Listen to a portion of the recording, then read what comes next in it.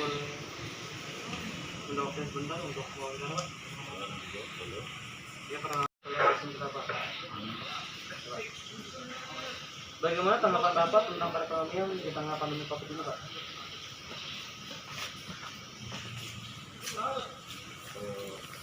Saya pribadi ya senang adanya ini pertama masalah perekonomian, kedua masalah kinerja kita ini yang biasanya biasa aja dengan adanya COVID ini kita bertambah cara kerjanya, menangani warganya, tamunya apa gitu. Apakah dengan ada Covid ini perekonomian Bapak menjadi menurun apa enggak Pak? Kalau permasalahan perekonomian karena kita di swadaya, kita bukan dibayar oleh pemerintah, bukan dibayar oleh PT, tapi iuran warga. Jadi nggak ada pengaruh ya kan, warganya kena Covid juga tetap bayar iuran bulanan, iuran sampah ya kan, jadi nggak ada pengaruh. Gitu.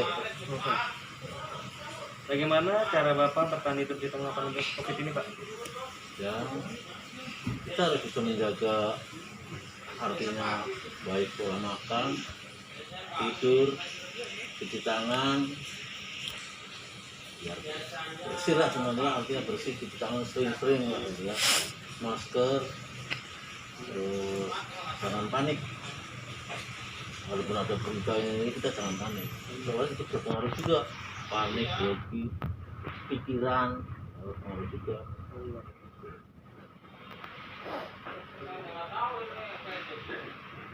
Menurut Bapak bagaimana cara mengembalikan perekonomian Bapak yang sudah menurun Pak? Kalau masalah ini nggak kayak kalau normal sih ya. Kalau normal kita bisa punya sampingan, artinya kita yang kita ada aja nurun, sepi, misalnya kayak Gojek, kita bisa Gojek. Dengan ada yang pengelola ini jelas berkurang, menurun. Jangankan saya, ya kan yang pariwisata udah punya fak sendiri terus kita sampingan, waduh berat. Iya Pak. Itu, cuman kalau masalah itu sih nggak ada masalah pembayaran ini nggak ada, karena swadaya kita bukan dari pos, bukan dari PT. Terus menurut Bapak apa yang pemerintah sudah lakukan untuk perekonomian di Indonesia Pak? Ini sangat-sangat ini ya, karena perekonomian kita juga lagi buruk sih kok agak, cuman artinya untuk menangani yang lain aja masih ada kurang ya kan, apalagi dengan adanya paling kan kita butuh dana yang misalnya kayak ini diadakan PSBB lah, misalnya kalau proyek bangunan gimana kalau dibutuhin ya kan, paling nggak pemerintah penyumbang harus mengatakan berat lah Indomie lah, jelas pengeluarannya lebih banyak ya kan. Iya benar. Gitu. Dan terakhir ini bagaimana cara Bapak menjaga kestabilan perekonomian Bapak? Menjaga Kestabilan perekonomian Bapak. kalau kita ya dengan adanya ini kita memang satu mengingat suasananya, baik orang jualan itu kan kadang-kadang ada yang ini ada yang pulang takut nanti nggak dengan ada PSBB ini ya, jadi biasa aja lah, seininya kita aja, kebutuhan kita aja, cukup kita untuk makan keseharian plus apa ya, kalau kita jangan sampai terlalu, kita kan jaga 24 jam. Iya. Jadi kalau kita makannya kurang, minum, itu kan kita berpengaruh buruk kalau kita jaga di wilayah ini. Ya harus kita optimalkan sebaik mungkin dalam masalah itu. Terima kasih Pak atas waktu. Terima kasih juga sama-sama. Bapak Malam. ya, perkenalkan nama saya Rono dari kelas 11 Sekolah Kristen Ketapang. Hari ini saya ingin mewawancara Bapak. Ya silakan. Bagaimana tanggapan Bapak tentang perekonomian di tengah pandemi Covid ini? Terus terang selama pandemi Covid ini sungguh perekonomian khususnya bangsa Indonesia ya, itu hampir semua lini usaha semua berdampak dari yang terkecil sampai yang terbesar. Lalu apakah dengan ada COVID ini perekonomian Anda menjadi menurun atau naik? Itu sudah jelas karena kita produksi jadi terkendala karena pembatasan PSBB secara di tempat kita kerja, jadi otomatis kita mengurangi jumlah karyawan dan toko juga berdampak ditutup karena gedung juga tutup. Bagaimana cara Bapak bertahan hidup di tengah pandemi COVID ini? Ya mau nggak mau kita mencari usaha sampingan. Orang lagi ngetren jual apa, kita ikutan jual ya, kayak masker, face shield, dan lain-lain. Menurut Bapak bagaimana cara mengembalikan perekonomian yang sudah menurun? Ya berarti pemerintah ya harus cepat membuka kayak mall-mall segala macam, tempat-tempat mall retail itu semua kan sumber uang berputar.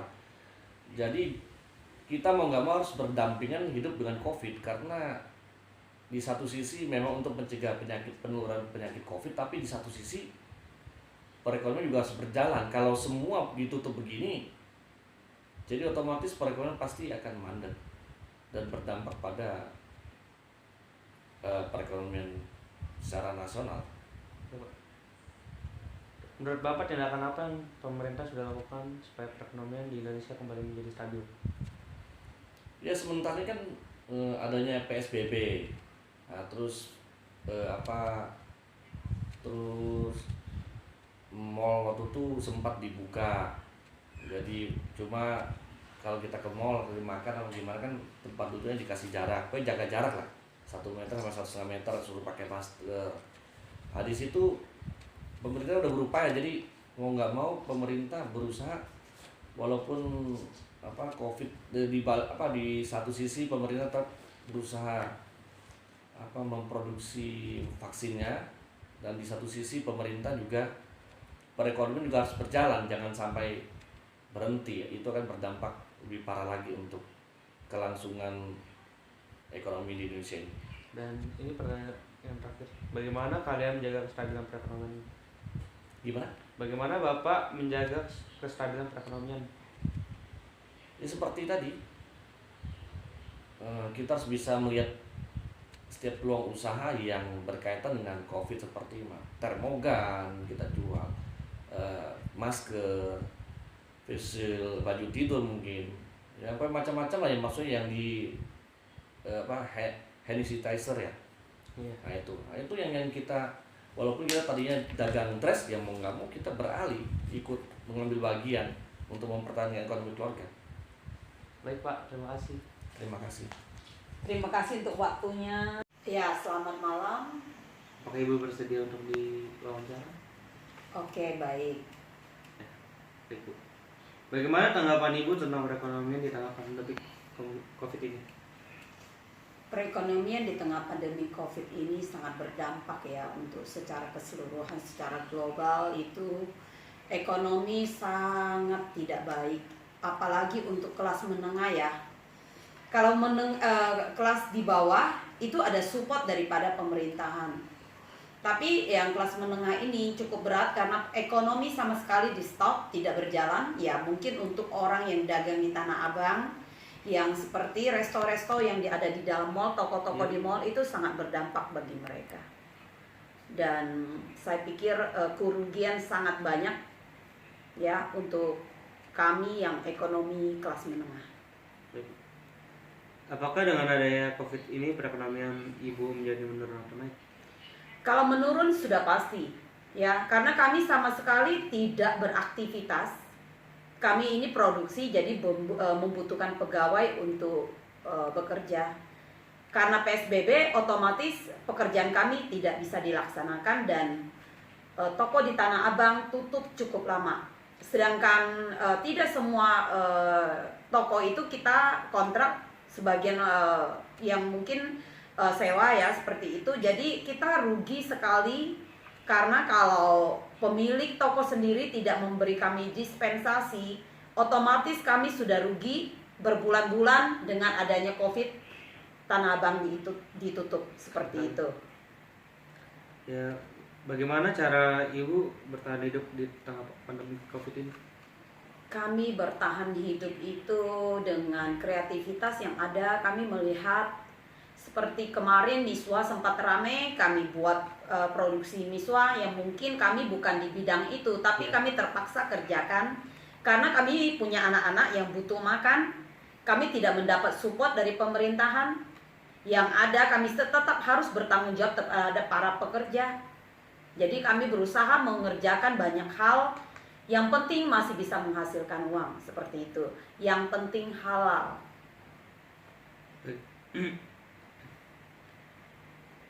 Menurut Ibu, bagaimana cara mengembalikan perekonomian yang sudah menurun?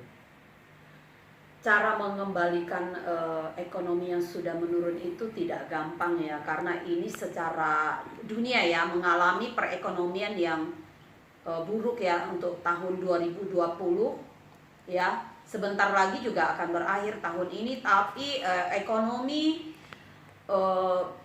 di tengah pandemi COVID seperti ini begitu mengalami banyak penurunan ya untuk kami yang kelas menengah lah, ekonomi kelas menengah.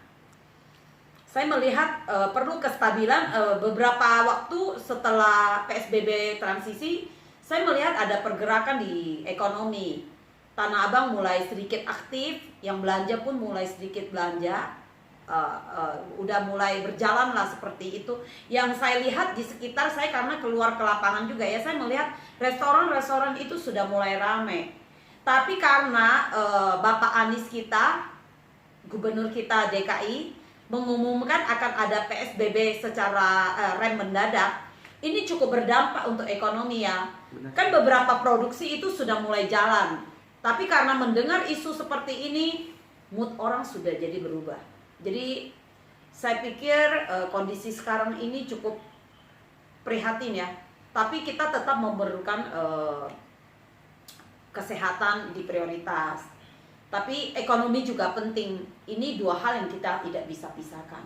Kalau kita memprioritaskan kesehatan saja, otomatis jambret, rampok itu banyak.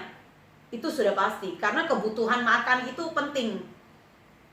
Ya, saya berharap ekonomi kita akan segera pulih dengan kita banyak menjaga protokol kesehatan dengan baik sesuai dengan protokol pemerintahan yang memberikan kita peraturan ya. Kita tetap harus menjalankan dengan baik, harus mempunyai kesadaran diri yang sangat tinggi untuk mensukseskan PSBB ini ya. Saya berharap kita semua adalah orang-orang yang bijak, yang bisa mengerti dan menjaga semuanya dengan baik, mengikuti peraturan pemerintah dengan baik ya. Seperti itu.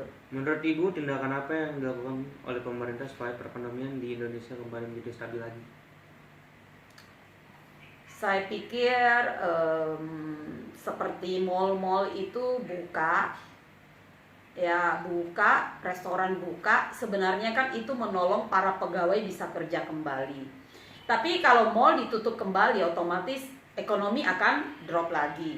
Karena saya melihat restoran sudah mulai ramai, tapi kalau diberlakukan PSBB ketat seperti ini, otomatis semua orang akan lebih mementingkan tidak keluar rumah. Memang sebaiknya tidak keluar rumah kalau tidak penting-penting banget. Tapi bagaimana ya, ekonomi Indonesia harus bangkit kembali ya. Kalau terpuruk seperti ini, begitu banyak orang susah di tengah-tengah pandemi seperti ini. Tapi kita lebih percaya, kita harus serahkan ke tangan Tuhan.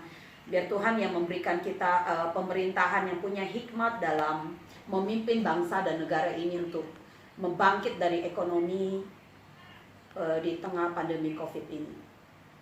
Jadi semua bisa berjalan dengan baik. Saya percaya pemerintah, menteri-menteri kita adalah orang-orang bijak, orang-orang yang berhikmat, yang mereka akan mengelola semuanya dengan baik. Ya, kita sebagai warga negara yang baik, kita sukseskan program pemerintahan kita. Bagaimana Ibu menjaga kestabilan perekonomian Ibu? Ya seperti tadi yang saya bicarakan ya, kami mengerjakan apapun yang masih bisa menghasilkan uang. Kami jualan online ya, kami jualan masker. Ya yang namanya online kan masih bisa dikerjakan di tengah pandemi COVID ya. Jadi kami lebih memprioritaskan penjualan kami di online seperti itu. Meskipun gak gampang ya, kalau kita pemula sekarang online gak mungkin langsung baik. Tapi ya udahlah, kita hanya bisa bersyukur. Yang penting tahun ini kita semua masih bisa sehat. Saya percaya ketika kita sehat, yang namanya rezeki pasti bisa dicari kembali. Benar sekali. Terima kasih atas waktunya Ibu. Ya, terima kasih.